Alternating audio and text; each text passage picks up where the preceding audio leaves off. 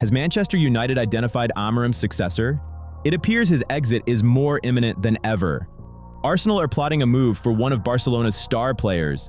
Al-Nassr are making another challenge to Europe with a stunning 130 million bid for Phil Foden. And in France, the new national team manager has finally been revealed. All that and loads more in today's episode. If this video hits 350 likes, I'll sit down straight away and start working on the next one. Let's jump into the latest transfer rumors. Frenkie de Jong is back in the headlines again. And this time, it's about Arsenal, who are apparently front-runners to sign the Dutchman. It's a pretty interesting situation. His contract at Barcelona runs out next summer, which means clubs can start talking to him this January. Last season, de Jong played 46 games for Barça in all competitions, chipping in with 2 goals and 2 assists. The stats aren't exactly mind-blowing, but that's not what he's about. It's his work in the middle of the park. His consistency, his knack for winning the ball back and just controlling the pace of a game have made him a key man for them. And let's be honest, at 28, he's still a world-class operator in La Liga. Arsenal's recruitment team reckoned de Jong would fit into Mikel Arteta's system perfectly. You can see why. He's a proper box-to-box midfielder, but he can also sit deep as a holder. He's tidy on the ball, can run a game, has a bit of a dribble and a shot from distance, all qualities that would give the Gunners midfield more options and a bit more bite. But there are a couple of big buts. First, adapting to the Prem. The game in England is tougher, it's faster, it's more physical. The big question is, how quickly can Frenkie get up to speed? Second, there's the money. His wages at Barcelona are a reported £315,000 a week. For Arsenal, that's a massive problem. No one at the club is on that kind of money. Signing him on those terms could completely shatter their wage structure and cause issues in the dressing room. And you can't forget about the competition. There are whispers linking de Jong to the Saudi Pro League, where money is no object. They'll happily pay him a fortune without a second thought. In that kind of race, Arsenal can't compete with cash.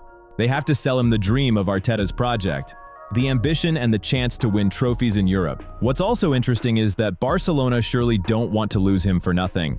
Selling him in January makes sense if they can't agree a new deal, but some sources are saying this is all just a power play. The Dutchman's agent might have leaked the stories about Arsenal just to force Barca's hand and get them to offer a new contract. Still, if he did make the move to London, de Jong could be a real calming influence on Arteta's young midfield. His experience in La Liga, 6 years at the very top with Barcelona, his reputation, that's a serious asset. The only question is whether Arsenal are willing to break the bank for a player who, even in his prime, isn't going to single-handedly transform the team, but would make them deeper and better. So right now, here's where we are. Arsenal are keeping a close eye on things. Talks could happen this winter, but the final call will depend on Barca as much as anyone. They could play the waiting game or cash in now. As for de Jong, he's got a real chance to have a crack at the Premier League, but at the moment, it's all just talk. The upshot is this: Arteta could land himself a top-tier player, but he'd also be getting a massive headache when it comes to the wages, the competition, and the settling-in period. Either way, the next few months will tell us if Frenkie will be part of the Gunners' big project or if he'll stay a Barca icon on a brand new deal. Zidane and the French national team have agreed terms on a contract. At least that's what the publication El Nacional wrote yesterday. This means Zizou will indeed become the head coach of Les Bleus after the departure of Didier Deschamps, who will say goodbye to the team right after next year's World Cup. To be honest, no one really doubted this appointment. L'Équipe recently reported that Zidane is already in full preparation to lead the national team, developing tactics, watching matches, and monitoring players. You know what else seems just as inevitable? The fact that sooner or later you will subscribe to this channel, especially if this isn't the first video you've watched. So why postpone what is destined to happen? Let's speed up the process. Zidane is waiting for his appointment, and I'm waiting for your subscription. In short, he's doing everything a future national team manager should. It would have been very strange for the French FA not to offer Zizou the post. He is the absolute favorite for the position. By the way, Zidane was expected to join the team even earlier, but the former head of French football, Noël Le Graët, managed to spoil everything. Not only did he extend Deschamps' contract 2 years ago without informing the executive committee, but he also made insulting remarks about Zidane. He claimed he wouldn't even have picked up the phone if Zizou had called him. What a twist, right? Fortunately for French football, the controversial official was removed from the federation for repeated harassment of young female employees. The new boss of French football, Philippe Diallo, apparently has nothing against Zidane. And really, who could be against a legend? Kylian Mbappé also has no doubt that the ex-Real Madrid manager will take charge of the team. Here's what Kylian said. Nobody would say no to him. Only he can say no. Zidane is the only one in the history of French football who has almost all the rights. His story is a one-off case. One can only admire his greatness. Powerful words from the national team's biggest star. Zidane's simplified approach to football and his authority, coupled with his ability to motivate players, will turn Les Bleus into an even bigger machine than they are now. Seriously, with the squad France has, Zidane should be able to dominate everyone, and do it comfortably.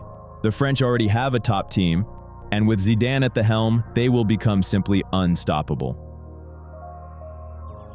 Al-Nassr are on the hunt for Premier League players again.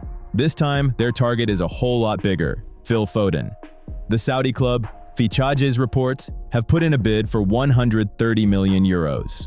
It's a colossal amount, and financially for City, it would be an absolute gift. But it's not quite that simple. Foden isn't just any old transfer asset. He's one of the core symbols of Manchester City. Yes, after that incredible 2023/24 season where he basically dragged the team to the title, the year after was a complete write-off. He wasn't the only one playing poorly. The whole club was. Lads, don't just watch this without reacting. It's a massive help for the channel. Hit the thumbs up or down, best do it right now, and drop a comment. We'd really appreciate it. The new season has had a rocky start too, but City are sure the 25-year-old can get back to his best. For Pep Guardiola, he's a non-negotiable player. He won't even consider selling him, no matter the price tag. Even if the profit and sustainability rules hint that 130 million euros would free up a lot of cash for the next window, the sporting side of things is what matters most. You take Foden out of the equation, and a key part of their attack just vanishes. It all hinges on the player himself too. The thought of a move to Saudi Arabia isn't likely to excite him. He's an academy lad fully embedded in the system, with years of top-level European football still ahead. The Saudi Pro League can offer whatever they like, but if Phil isn't interested, it's a non-starter. In recent months, Al-Nassr have been pushing hard to get stars from England. They went for Cucurella. Chelsea shut them down. They had a chat about Bruno Fernandes. The player said no.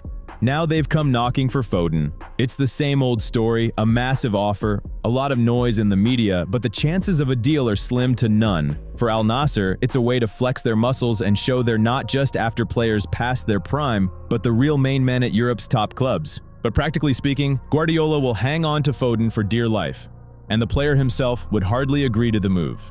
So what we're left with is a great headline with a 130 million euro price tag, but with no real legs.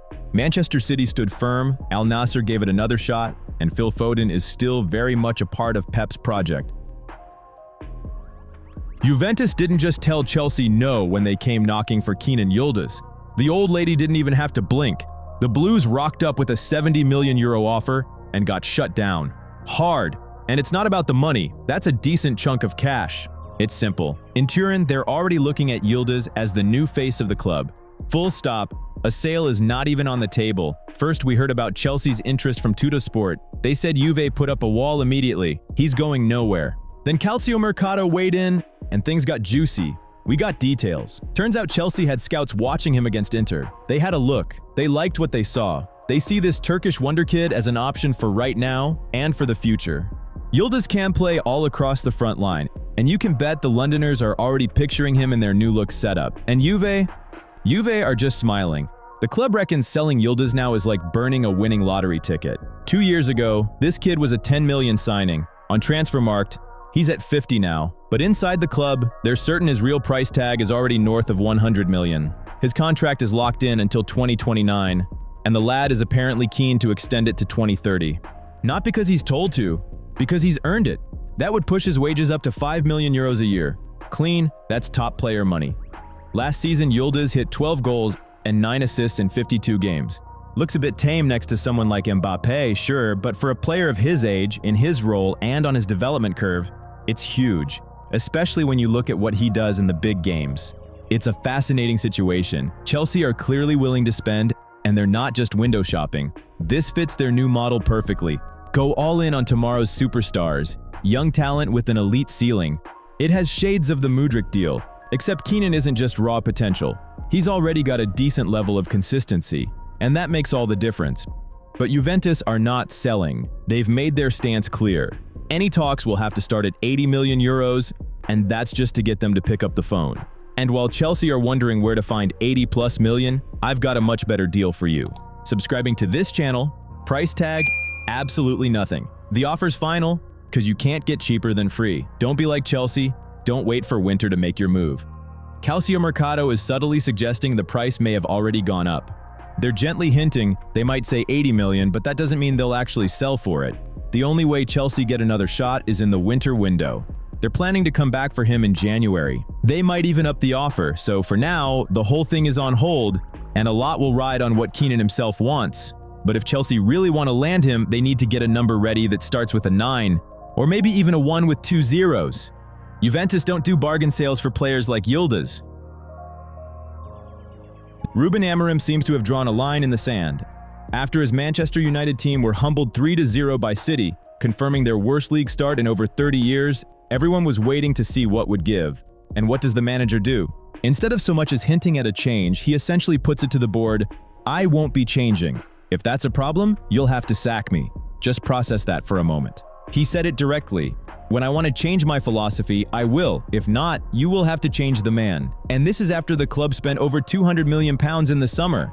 And for what? The return on that investment is an 11% chance of relegation from the Premier League, according to Opta. Their chance of going down is actually higher than their chance of a top 5 finish, which stands at just 7.3%. It's an absolute shambles. Amorim mentions off-pitch issues, saying, "There's a lot you don't know," but that does little to reassure the fans, especially with what they're seeing on the pitch. The main critique, of course, is his stubborn adherence to the 3-4-3 formation. It's pure insanity to play Bruno Fernandes, one of the best attacking midfielders in the league, as a holding player. Someone made the perfect comparison. It's like shoving Van Dijk into midfield. He's asking a 31-year-old creator to do a destroyer's job and then acts surprised when he can't cover the ground. Many believe the squad is built to play a 4-3-3 and control the midfield, but he won't budge. The manager stands firm, insisting the team is improving under the surface. All while Sir Jim Ratcliffe sits in the stands, stony-faced, watching this unfold, watching his big-money summer signing, Benjamin Šeško, fade into obscurity on the pitch. And just to make it hurt a little more, Rasmus Højlund, who the club let leave, scores on his very first appearance for Napoli. So when Amorim himself says change the man, it sounds like the club is finally starting to listen. Reports in Spain suggest some of the United hierarchy believe Javi is the perfect replacement. His style is supposedly what they've wanted since the days of Ferguson. And Javi, for his part, is looking for an interesting project in the Premier League. Well, you won't find many more interesting than this Manchester United. It's certainly never boring. So really, the debate isn't about whether Amorim will see sense. It's about when the board will finally lose its patience. How much more time do you think the Portuguese has left? And is Javi the answer for United, or would it just be another gamble? Let us know your thoughts in the comments below. We'd love to know what you think.